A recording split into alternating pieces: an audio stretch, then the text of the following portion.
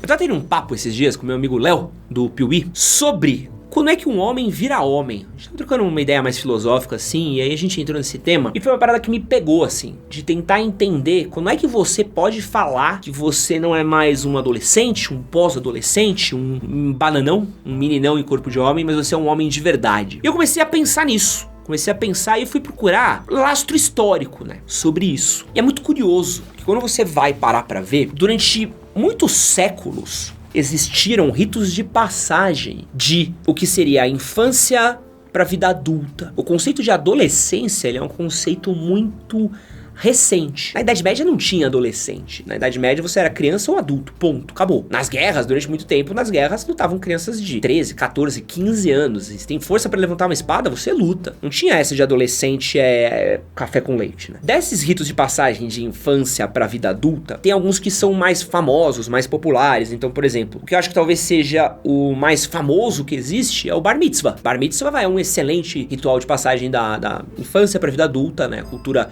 judaica. Então o menino ali faz a celebração, suas orações perante o Torá, e aí coloca ele como homem perante a sociedade. E existem algumas celebrações indígenas, né? Então, por exemplo, nos Estados Unidos, os nativos norte-americanos, eles tinham um ritual que eles pegavam jovens, deixavam eles com fome, deixavam eles alguns dias sem comer direito e soltavam ele no meio da floresta, e eles deveriam sobreviver e voltar pra casa. Então isso acabava tornando eles caçadores, tornando eles homens capazes de voltar pra sociedade deles e servir aquela sociedade. Os Vanuatu, eles têm um ritual que eu acho muito louco, que é o Bungee Jump. Já viu esse ritual dos Vanuatu, como é que é? Os caras sobem no alto de uma árvore, tem tipo uma plataforma, eles se arremessam e a corda tem a exata medida pra que eles toquem só com a ponta da cabeça no chão. Então eles pulam, estica, ele dá um e volta. Em alguns países, você, quando começava a trabalhar junto ao seu pai, se tornava um aprendiz, você já era considerado um homem. Então essa sempre foi uma questão muito grande, né? Você vai ver que muitos casos desses que eu citei, você se tornava um homem a partir do momento que você podia servir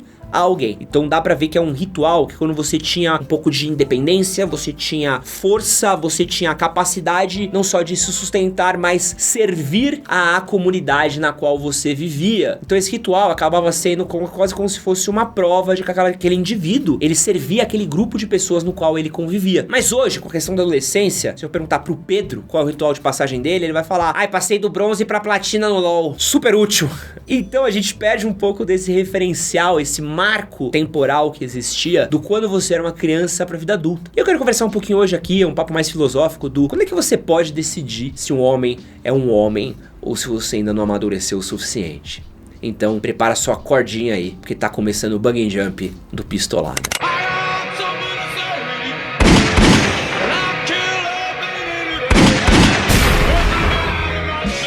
Antes de começar esse vídeo, eu quero me apresentar. Meu nome é Edson Castro, jornalista e apresentador, e esse é o Pistolada, o tapa na cara pra você crescer na vida. Ele acontece todas as segundas-feiras, às 18 horas aqui no canal. Se você ainda não é inscrito, eu gostaria de te convidar a se inscrever por aqui. E quero te convidar também pra me seguir no Instagram, em @EdsonHCS. Eu posto aí alguns vídeos com alguns ensinamentos, algumas frases do dia, e posto também aí um pouco mais do meu dia a dia. Então se você quiser saber aí de novidades sobre o que tá acontecendo no Manual do Homem Moderno, me segue lá em @EdsonHCS. O link vai estar na descrição do vídeo e no primeiro comentário fixado. Uma parada que os americanos funcionam muito e que também demarcava até pouco tempo atrás o que era um homem virar um homem, era você sair da casa dos pais. Então na cultura norte-americana tem essa cobrança muito grande por você sair da casa dos seus pais. Então você entra pra faculdade, vai morar num dormitório na sua faculdade, estuda, começa a trabalhar, ganha dinheiro e aí você vai morar de aluguel e tal. Então às vezes você vai morar até em outra cidade. Nos Estados Unidos tem muitas cidades grandes, né? Então é muito comum os jovens irem morar em cidades opostas. Então o cara morou a vida inteira em Los Angeles, mas passou na faculdade em Boston. O cara morava, sei lá, em Seattle e foi fazer faculdade de Nova York, o cara morava no interior do Kansas e foi fazer faculdade em Chicago. Então as pessoas acabam migrando muito de uma cidade pra outra, assim. Porém, aqui no Brasil, onde a gente vive o inferno, né, que é tudo um pouquinho mais difícil, e com a condição financeira que a gente vive hoje, não são todas as pessoas que têm dinheiro suficiente pra conseguir sair da casa dos pais. Pô, preço de aluguel que é hoje, preço que as coisas estão, mercado, assinaturas, serviços básicos, às vezes compensa muito mais você continuar morando com seus pais, ajudando eles, do que você morar sozinho. E pior, às vezes você sair da casa dos seus pais pode ser um ônus pros seus pais, porque a grana que você coloca pra sua casa, ela ajuda as finanças deles. Então, uma pessoa não estar naquela casa, pra eles às vezes é pior, porque é um filho que ajuda no aluguel, é um filho que ajuda no mercado, é um filho que ajuda nas contas. Eu lembro até hoje, quando a gente começou o quadro Morar Sozinho, teve um jovem que mandou mensagem pra mim, que ele ajudava a mãe que era doente. A mãe tinha, sei lá, 70 anos, não tinha mais o pai, e o cara falava, cara, se eu for morar sozinho, minha mãe vai morrer, minha mãe vai ficar sozinha, minha mãe não consegue se cuidar sozinha, eu ajudo ela com conta, ajudo ela no dia a dia, como é que eu vou sair da casa da minha mãe pra provar que eu sou homem? Então não é necessariamente um lugar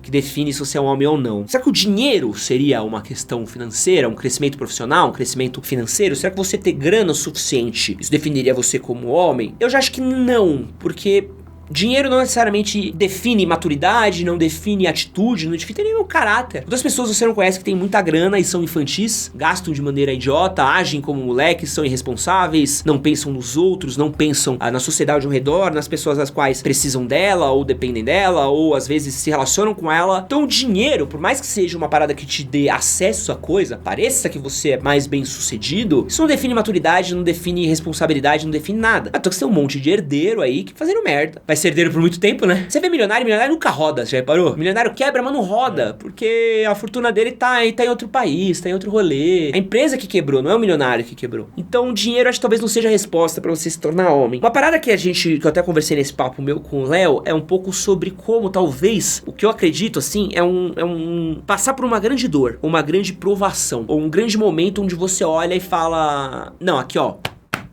a responsa é minha. Aqui eu que garanto isso daqui. Eu acho que essa daqui talvez seja uma das hipóteses mais prováveis aqui do que definiria você em homem. Mas acho que nem todo mundo vai passar por experiências traumáticas grandes na vida ou tão significativas e mesmo assim amadurecem bons homens. Eu acho que quem passou por um momento de dificuldade, um momento de ter que proteger um ente querido, um momento de ter que passar por uma perda, um momento de ter que assumir a responsabilidade de uma casa, assumir a responsa de uma família, cuidar de um parente, cuidar de uma mãe, cuidar de um filho. Você tem que agir como homem, você tem que chamar a responsa, você tem que cuidar daquela criança. Então talvez essa grande passagem, essa grande dor, ela é muito importante também. Na modernidade, né, a gente tem uma vida tão confortável, né, mano? No sentido de conforto, de tudo é tão estabelecido, tudo é tão simples que a gente perde esses ritos, essas cobranças que a vida faz da gente. Você não é um índio que vai precisar ir pra floresta, passar fome. Pô, tem gente que tá na faculdade e é tratado como adolescente. Já conversei aqui das vezes que me pega muito, de faculdades onde os pais vão reclamar com os professores da faculdade das notas dos filhos. Na faculdade, velho. Você imagina o Pondé, que é professor de faculdade?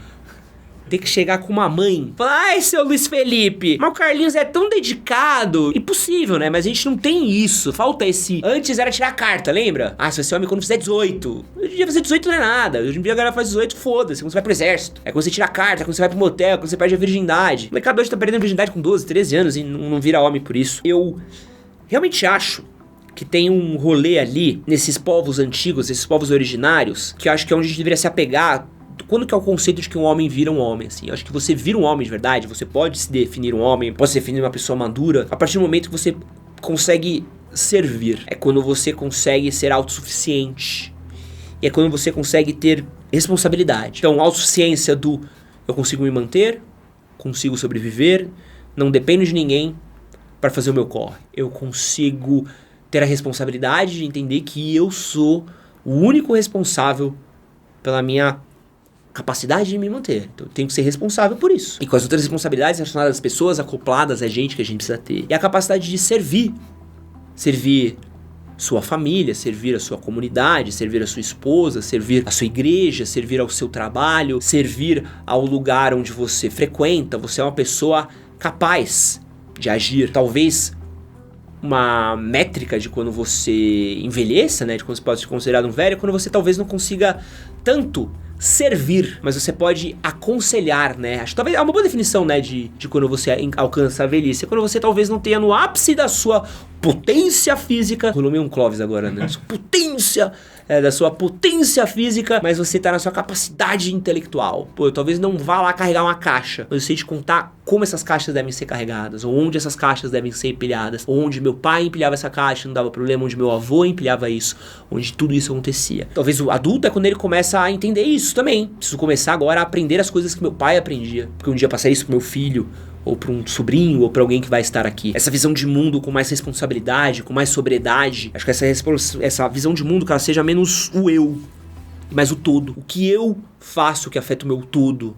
Qual é a minha função dentro do contexto que eu estou inserido e como minhas atitudes pessoais afetam as pessoas em volta de mim? Entender talvez o papel no grupo no qual você convive. Importante também, pô, antes a gente tinha os caçadores, coletores, xamãs, esse tipo de coisa. Hoje não, mas você entender, pô, qual que é o meu papel aqui dentro? Acho que tem uma coisa muito boa nessa coisa de ancestralidade. Tem uma coisa muito legal da gente olhar para povos originários. Você olhar um pouco para essa galera, porque tinha uma coisa muito orgânica no jeito que a gente se organizava. E quando a gente olha ali, a gente consegue entender, tipo, pô, existia um motivo pelo qual o sábio era o sábio e ele era dado o papel dele do sábio. Existia um motivo do cara que era o caçador. Existia um motivo do cara que ele era talvez o cara ali que cuidava, que zelava, fazia manutenção. Existia do cara que ele era o cara que cuidava das plantações, é o cara que fazia o trabalho mais manual, ou o cara que era o que entretia a tribo com histórias, o contador de histórias. Tudo isso tinha a sua função.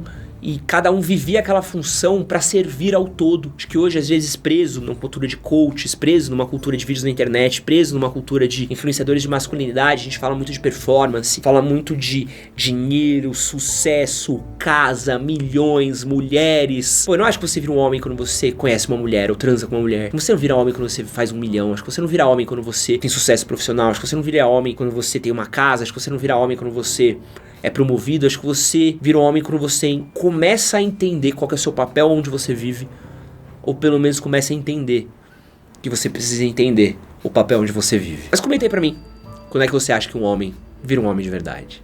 Meu nome é Edson Cáceres, essa pistolada, valeu.